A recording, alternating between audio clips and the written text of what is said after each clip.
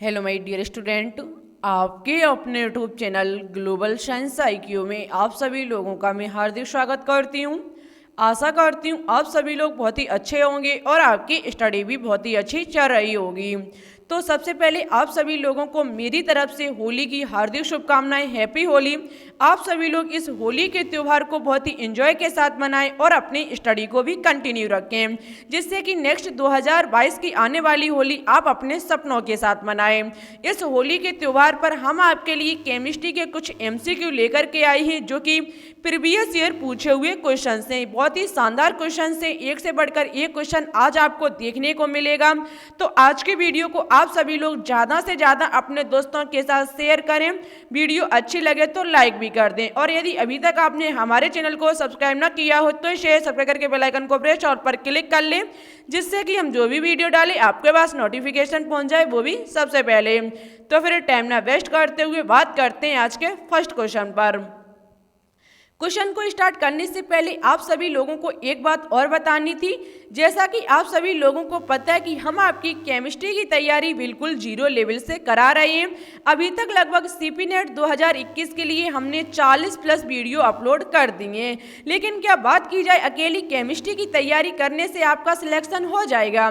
तो देखो, ऐसा संभव नहीं है। जब तक आप फिजिक्स, केमिस्ट्री और बायोलॉजी इन तीनों सब्जेक्ट को कंटिन्यू एंड डेली नहीं पढ़ोगे, तब तक आपका इन किसी भी एग्जाम में सिलेक्शन होने वाला नहीं है।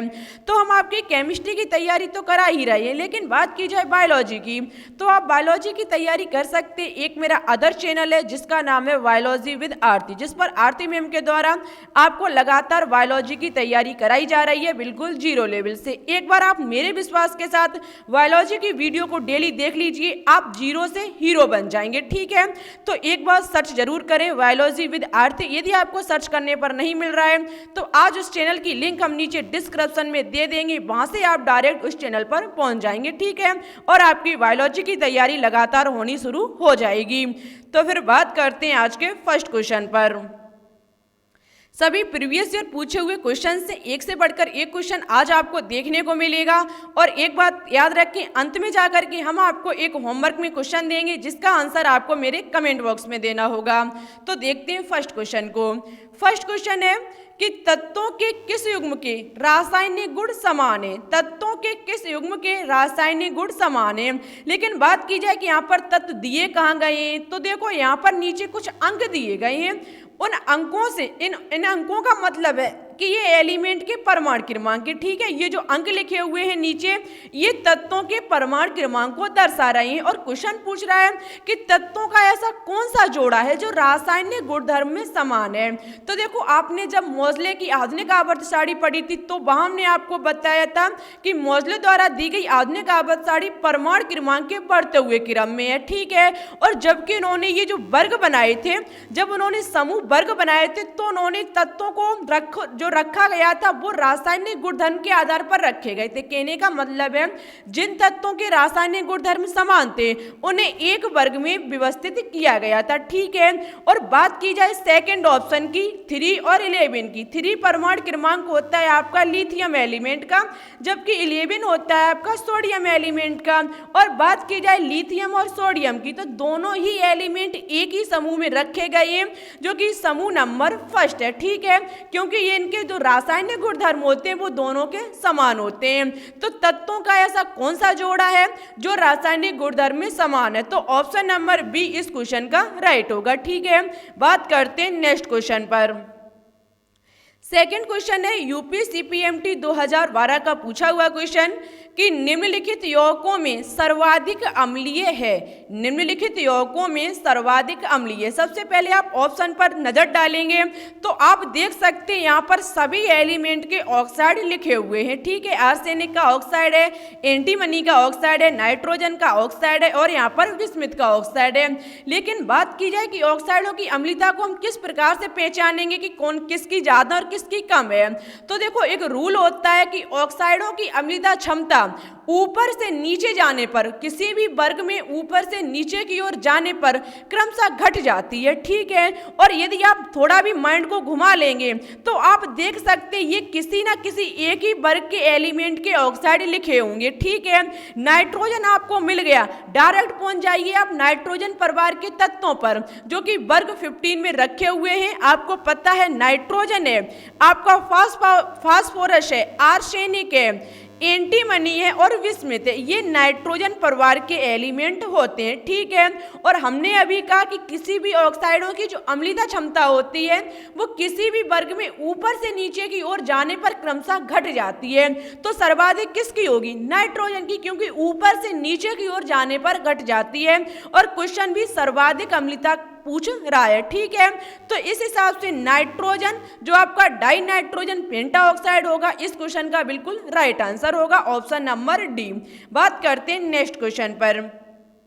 किसी भी क्वेश्चन में किसी भी प्रकार का डाउट हो आप कमेंट कर देना, हम आपको नेक्स्ट वीडियो में समझा देंगे, ठीक है। क्वेश्चन है कि CO, यहाँ पर CO का मतलब है कार्बन मोनोऑक्साइड का सम इलेक्ट्रॉनिक है। ये भी UPCPMT 2012 का पूछा हुआ क्वेश्चन है कि कार्बन मोनोऑक्साइड का सम इलेक्ट्रॉनिक है। सबसे पहले सम इलेक्ट्रॉनों को ज्ञात करने के लिए आपको इलेक्ट्रॉनों की संख्या पता होनी चाहिए। हम क्या करेंगे, सबसे पहले कार्बन मोनोऑक्साइड की इलेक्ट्रॉनों की संख्या को निकाल लेंगे। कार्बन मोनोऑक्साइड, अब आपको पता है कि किसी भी जो हम निकालते हैं इलेक्ट्रॉनों की संख्या होती है प्रोटॉनों की संख्या के बराबर, और प्रोटॉनों की संख्या बराबर होता है परमाणु क्रमांक। कहने का मतलब है परमाणु क्रमांक बराबर होता है प्रोटॉनों की संख्या और प्रोटॉनों की संख्या बराबर होती है इलेक्ट्रॉनों की संख्या।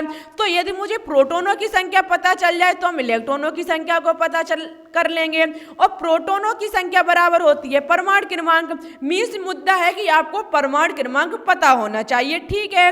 तो कार्बन का परमाणु क्रमांक कितना होता है? 6, जबकि ऑक्सीजन का होता है 8। दोनों को ऐड कर दीजिए, आपका 14 निकल के आ जाएगा। ये आपके होंगी इलेक्ट्रॉनों की संख्या, ठीक है।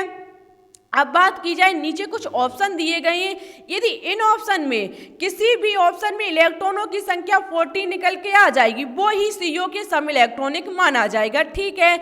हम सभी ऑप्शन को चेक करेंगे। फर्स्ट पर बात करेंगे CN- पर।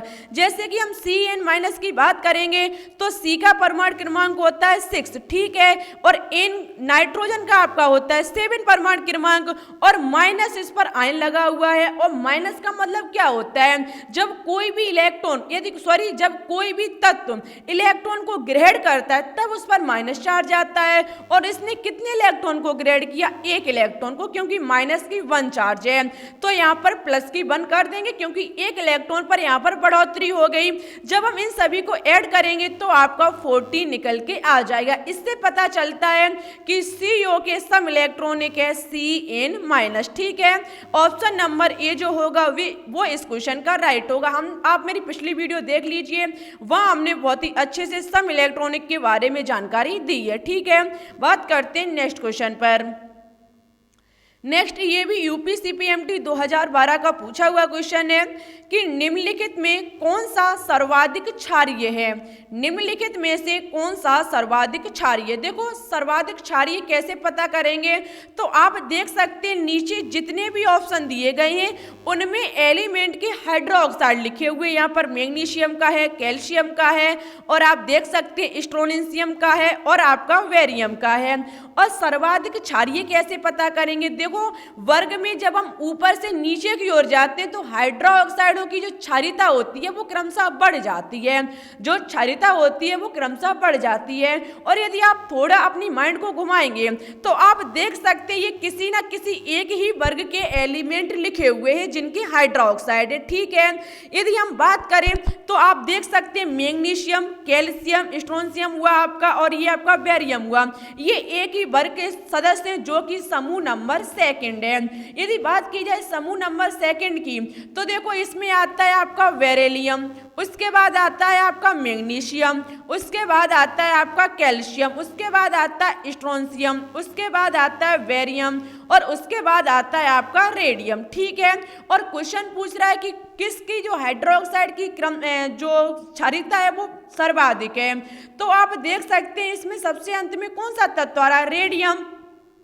तो हम ऑप्शन में चेक करेंगे क्या यहाँ पर रेडियम का हाइड्रोक्साइड लिखा हुआ है, तो आप देख सकते हैं यहाँ पर मैग्नीशियम का है, कैल्शियम का है, स्ट्रोंशियम का है और आपका बेरियम का है, लेकिन कहीं भी रेडियम का नहीं है। उसके बाद जब रेडियम का नहीं है तो हम उसके बाद उसके आगे वाले पर जाएंगे तो आपका बेरियम का लिखा हुआ है और क्षारिकता ऊपर से नीचे की ओर जाने पर बढ़ जाती है और वही क्वेश्चन पूछ रहा है। तो इस हिसाब से ऑप्शन नंबर डी जो होगा वो इस क्वेश्चन का राइट होगा। ठीक है, बात करते हैं नेक्स्ट क्वेश्चन पर।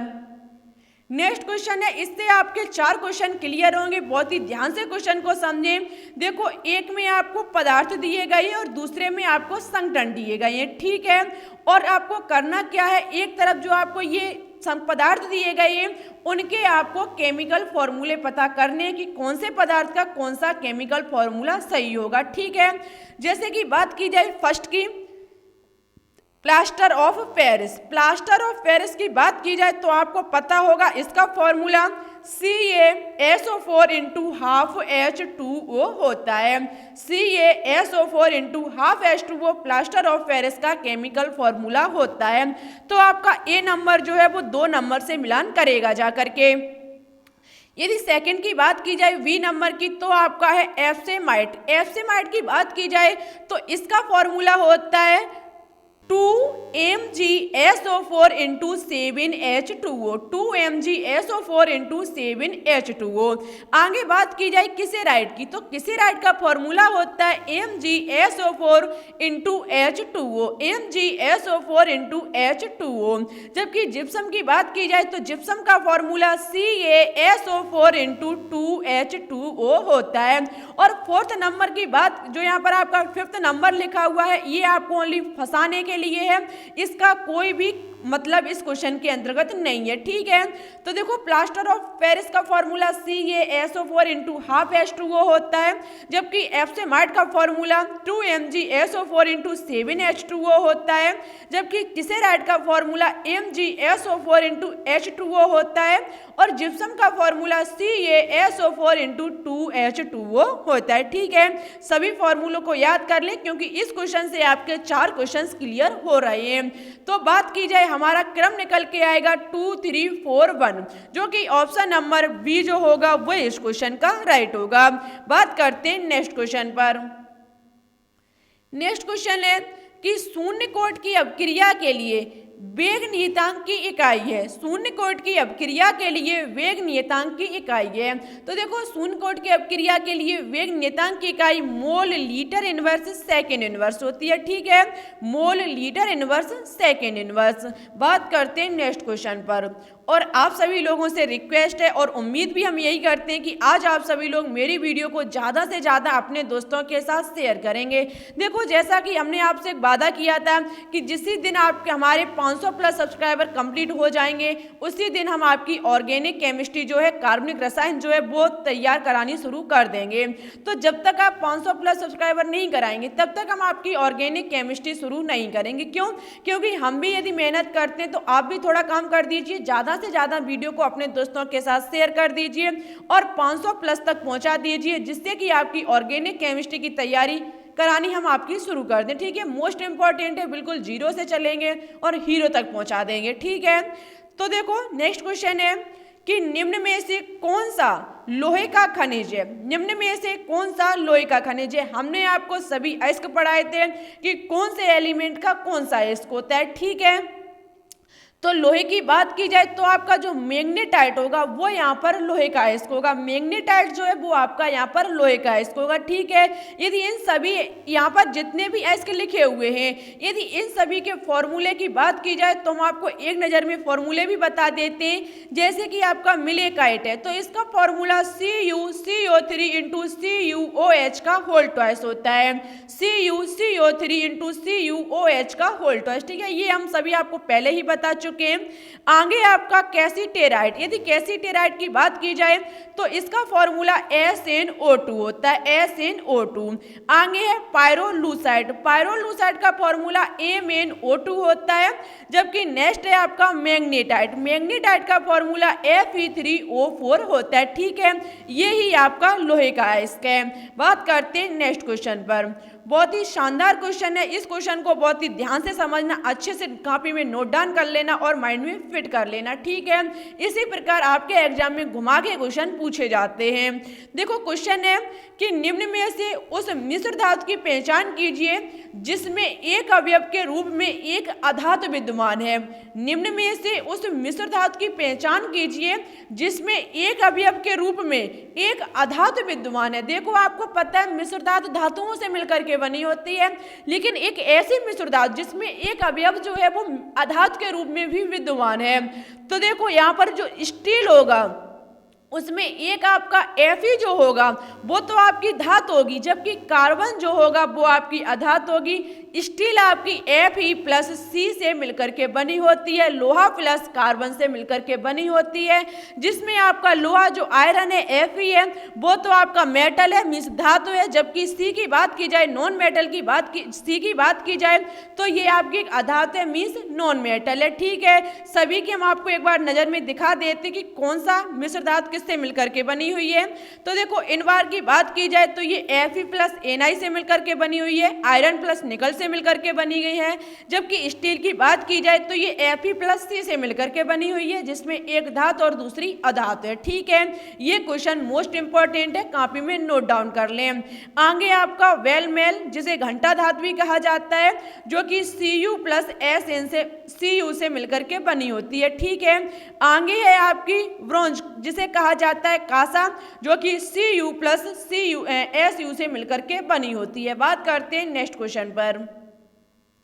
नेक्स्ट क्वेश्चन देखो आपको दो सारणी दी गई है, जिसमें एक में पदार्थ है और सेकंड में प्रक्रम है, ठीक है। कहने का मतलब है एक में आपको पदार्थ दिए गए हैं और बताना है कि किस पदार्थ का जो ये पदार्थ है वो किस नियम से, किस प्रक्रम द्वारा बनाए जाते हैं। जैसे कि सल्फ्यूरिक अम्ल हुआ, इस्पात मीन्स स्टील हुआ, आपका सोडियम कार्बोनेट हुआ और अमोनिया हुई। तो देखो सल्फ्यूरिक अम्ल आपने क्लास 12th में पढ़ा होगा।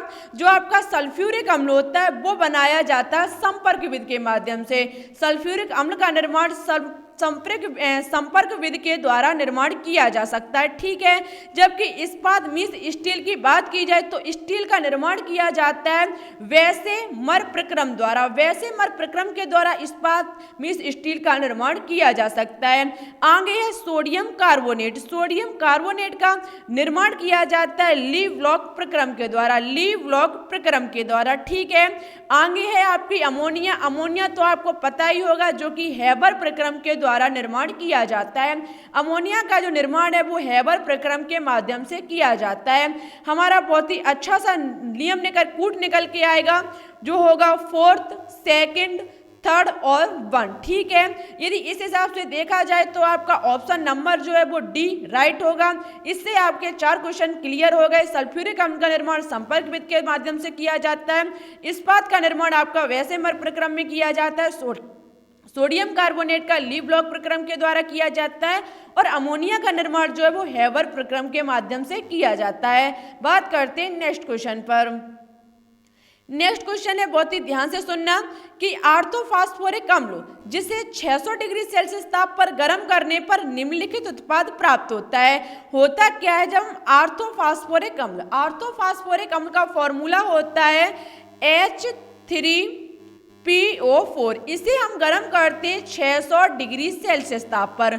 जब हम क्या करते हैं आर्थोफॉस्फोरिक अम्ल को 600 डिग्री सेल्सियस ताप पर गर्म करते हैं तो हमें उत्पाद के रूप में प्राप्त होता है P2O5 प्लस 3H2O।